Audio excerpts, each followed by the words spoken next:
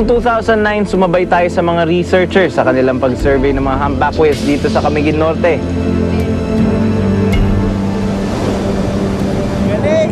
Wow! Kanina kala natin dalawa lang yung nag-pre-breach. Barkada yata. Noong 2010, sumali tayo sa kanilang misyon.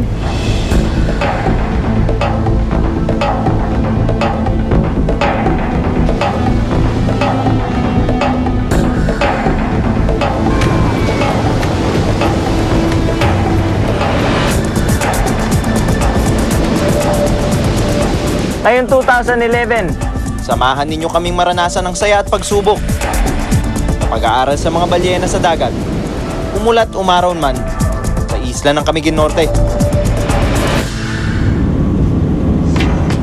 Mula Maynila hanggang Santa Ana, Cagayan, mahigit 12 oras kaming bumiyahe sa daan. mahaba yung biyahe at masaya naman. And then kanina umaga, nagising na lang ako. Nandito na tayo sa port ng Santa Ana. Pagdating natin dito sa port, ang una kagad napansin ko, maulap, tsaka may ambon. Okay, so kinakarga na yung mga gamit natin dito sa bangka, pero tinatansya pa natin yung panahon kasi normally pag ganitong panahon mabilis magbago ang kilos ng dagat dito. So mga ilang minutes pa bago natin malaman kung makakalaot o hindi. Tingnan natin hanggang mamaya sir, mga after 30 minutes. Kasi very risky itong natin sir, itong paglabas ng isla talaga dyan sir, sa may Palawi. Talagang malalaki dyan sa may Pacific dyan sir. Ang alon. Sir. Sabi ng station commander ko, ako, ay hindi ko raw papayagang maglayag ng mga maliliit na bangka dahil may gale warning tayo. Gale warning. So mabuti na makinig tayo sa Coast Guard. Palipas na tayo ng gabi dito. At bukas, kung papala rin tayo, palaot tayo.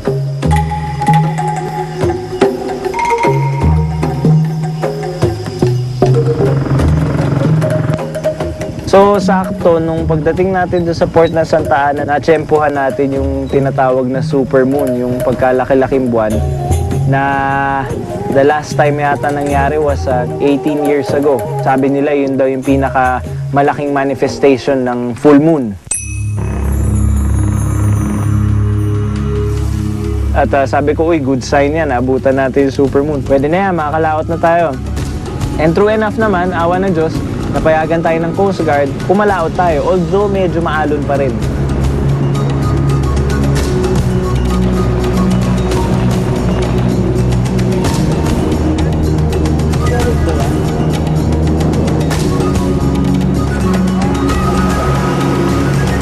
Okay naman yung biyahe. Nakarating tayo ng safe, nakapag-settle down tayo on our way dun sa ating titirahan. May nakilala tayo, si Stan.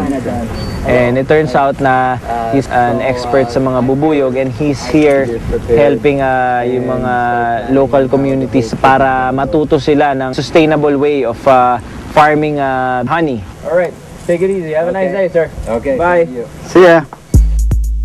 Kainaman naman doon sa tinitiran natin ngayon, may malaki siyang sala na kinonvert natin to mini headquarters after natin mabuo yung... We proceeded into planning kung ano yung mga susunod nga magiging hakbang ng team. Ang concern ko lang doon sa pamuktan. So after nung meeting natin, dumaan si Stan. Pinakita niya yung mga photos niya. Tapos habang nag-aayos ako ng gamit doon sa kwarto, biglang lumindol. Lumilindol. Yan, tumira na. Anyway, part na ng buhay ng mga tao dito yung lindol dahil ilan sa mga nakausap ko sa kanila, ilang beses na nakakaranas nga. Again, dahil volcanic yung island, so talagang prone siya sa mga ganitong klaseng activity ng lupa. So, huwag lang magka-tsunami. Okay.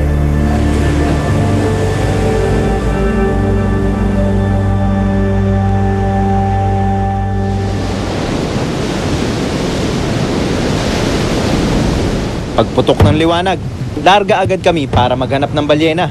Tara, trabaho na. Baka kasi biglang magbago ang ihip ng hangin at likot ng alon. Noong isang taon, Daan-daang dolphins ang sumalubong sa atin.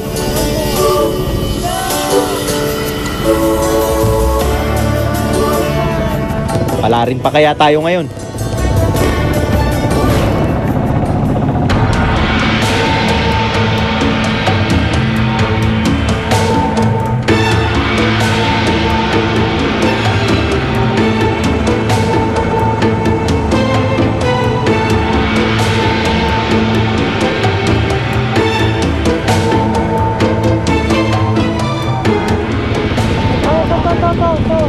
Ito.